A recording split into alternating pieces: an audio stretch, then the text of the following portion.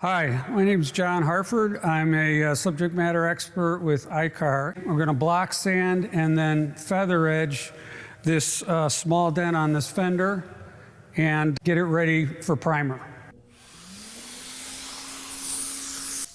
I sanded the filler with 80 grit. Then I feathered it out with 180 on the dual action DA sander. And went back over it with some 180 on the block again over the filler just to flatten that out. And feels good. It should be ready for primer now.